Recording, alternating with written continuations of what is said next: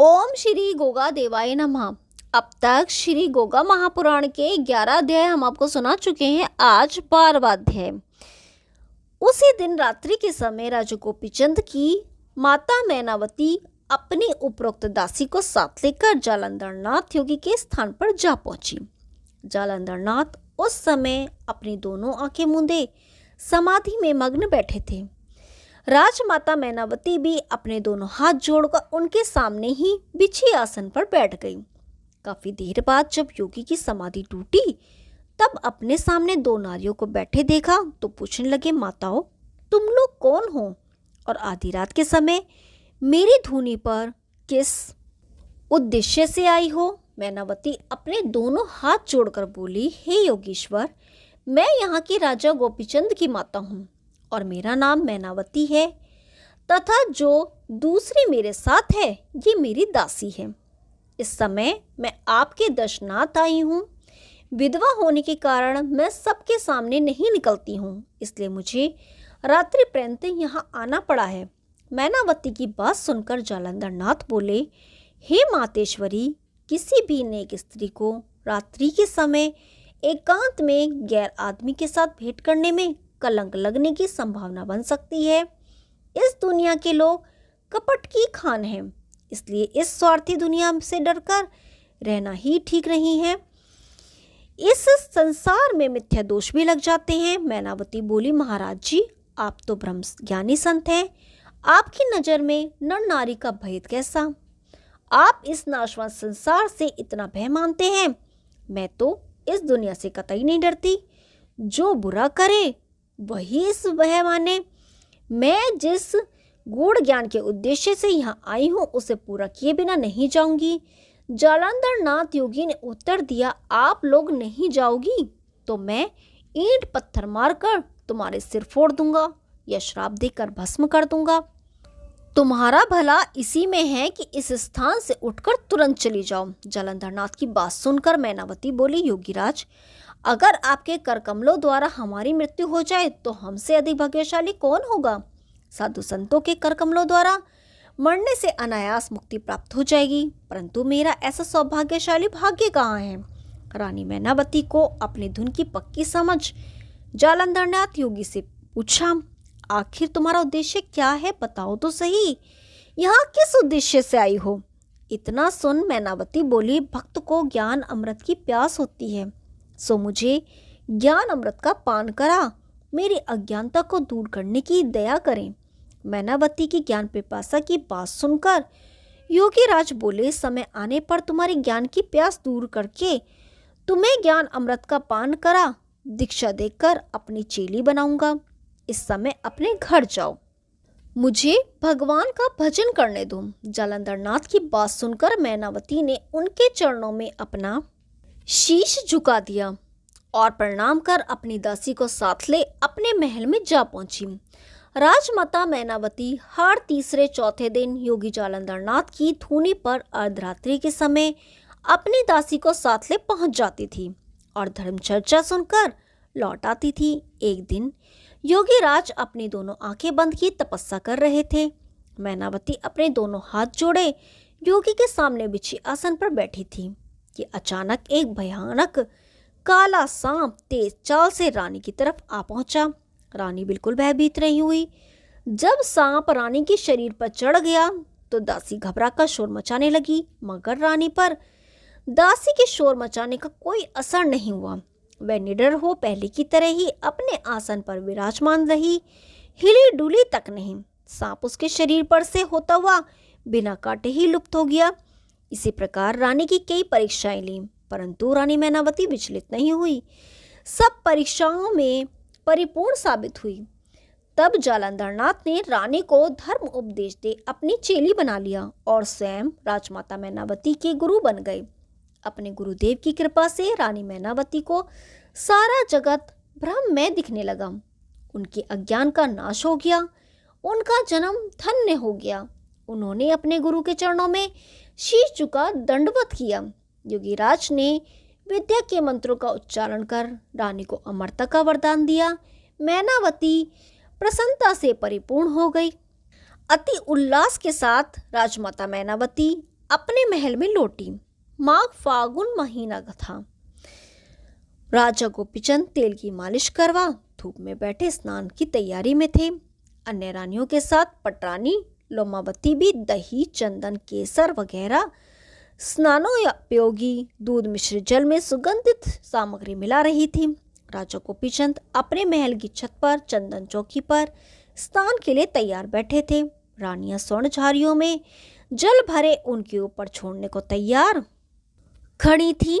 ठीक उसके ऊपर रानी मैनावती की अटारी थी, जहां वह विचार मग्न बैठी थी। जब रानी दासियों के शोर की आवाज राजमाता मैनावती के कान में पड़ी तो वह खिड़की के झरोखे से नीचे की तरफ झुककर देखने लगी। राजा गोपीचंद का स्वर्ण तुल्य गठीला बदन देखकर अपने पति राजा त्रिलोचन चंद की याद आ गई। वह भी अपनी युवावस्था में गोपीचंद के समान ही सुंदर व स्वस्थ देह के थे। जिस प्रकार गोपीचंद के पिता का शरीर चंदन की चिता को भेंट हो गया, उसी तरह मेरे इस बेटे गोपीचंद का यह सुंदर शरीर भी अग्नि को भेंट हो जाएगा।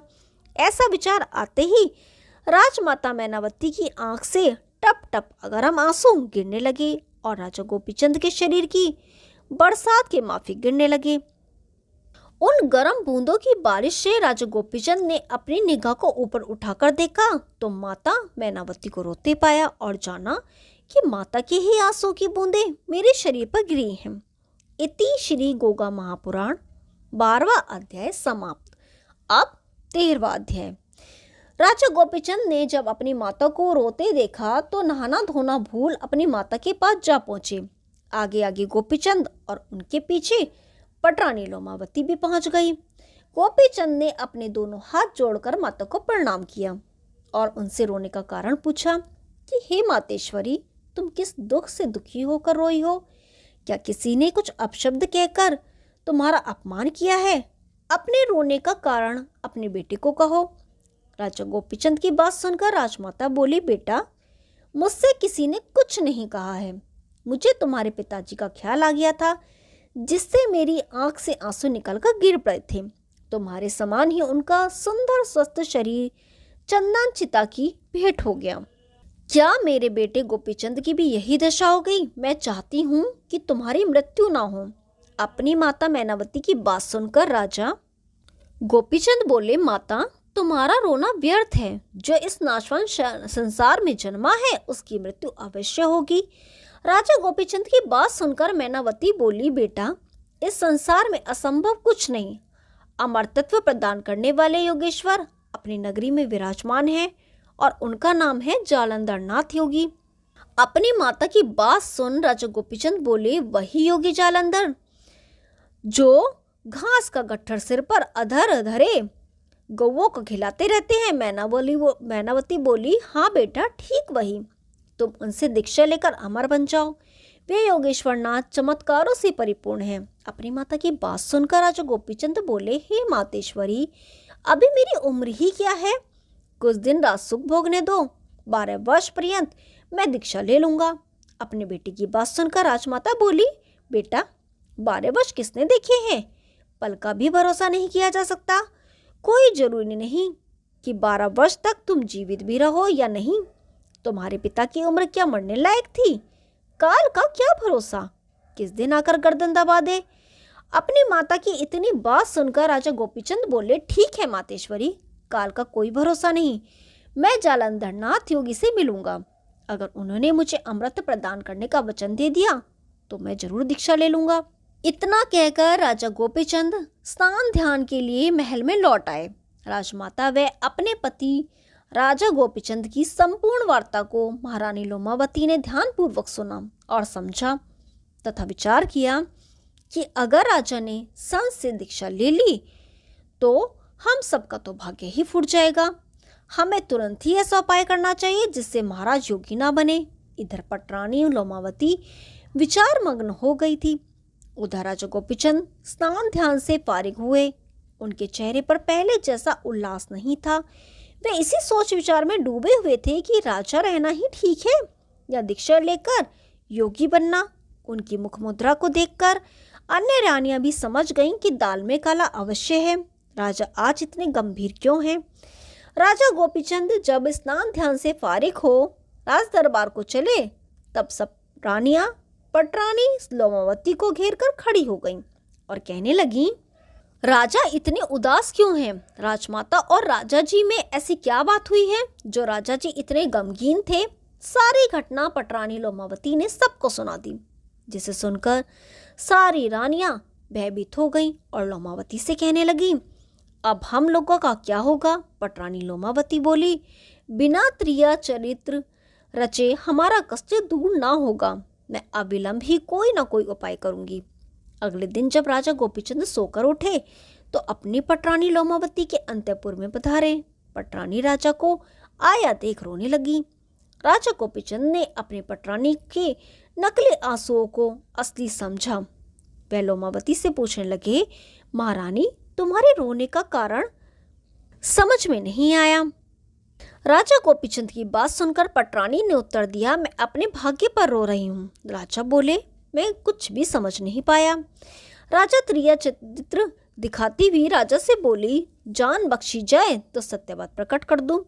राजा बोले, तुम्हें सत्य बोलने में जान बख्शी की क्या जरूरत है, वह भी पटरानी को, जो मेरी हृदयेश्वरी है, जिसका मुख देखकर मैं जीता हूँ। जो भी तुम चाहती हो बेधड़क होकर कहो। रानी लोमावती बोली, बात कुछ ऐसी ही है जिसे सुनकर आप क्रोध करेंगे। पता नहीं आपको विश्वास आएगा या नहीं। राजा गोपीचंद बोले, सच बात सुनकर मैं क्रोध करूंगा, ये तुमने कैसे जाना? तुम निश्चिंत हो, सब कुछ कह डालो। इस प्रकार लोमावती कहने लगी, हे मेरे देवता स्वरूप प्राण वल्लभ, कई महीने से जासूसी करने पर मैं इस निश्चय पर पहुंची हूँ कि ये जो योगी जालंधर नाथ हमारी नगरी में आया है, उससे राजमाता का नाजायज संबंध है। राजमाता सबके सो जाने के बाद अर्धरात्रि पर्यंत नित्य ही योगी की कुटिया पर पहुंच जाती हैं। इन दोनों ने मिलकर षड्यंत्र रचा रखा है कि राजा गोपीचंद को दीक्षा के बहाने राजपाट का सुख भोगे। यही मेरे रोने धोने का कारण है। अब आप मेरी बात के सच झूठ का जिस प्रकार उचित समझे जांच करा लें। अपनी पटरानी की बात सुनकर राजा गोपीचंद को पूर्ण विश्वास हो गया कि राजमाता जालंधर नाथ की जाल में फंस गई। मैं ऐसे धूर्त को गहरे गड्ढे में दबा दूंगा। पटरानी की बात सच है, तभी तो मुझे दीक्षा दिलवाने को माताजी बेजार हैं। अमरत्व तो एक बहाना मात्र है। ऐसा विचार मन में कर राजा गोपीचंद बोले, महारानी तुम चिंता ना करो, मैं आज ही उस धूर्त योगी को जिंदा जमीन में गड़वा दूंगा। ऐसा कह नित्य कर्म से फारिग हो वह राज दरबार में जा पहुंचे। राजा गोपीचंद अपनी पटरानी के त्रिया जाल में फंस गए। वे अपनी सुध-बुध खो बैठे थे। उन्होंने अपने गृह मंत्री में पहुंच प्रधानमंत्री को बुलवाकर एकांत में सलाह की। हमारे नगर में जो योगी जालंधर नाथ आया हुआ है वह महाधूर्त है।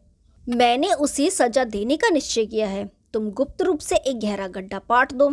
ये सारा काम गुप्त रूप से करना है, किसी को कानों को और खबर न हो। खबर पड़ने से नगरी में बबेला मच जाएगा। प्रधानमंत्री ने राजा गोपीचंद की आज्ञा अनुसार अपने कर्मचारियों को साथ ले जाकर जालंधर नाथ के स्थान के नजदीक कुएं की तरह खूब गहरा गड्ढा खुदवाया। योगी जालंधर नाथ उस समय समाधि लगाए भगवत उपासना कर रहे थे।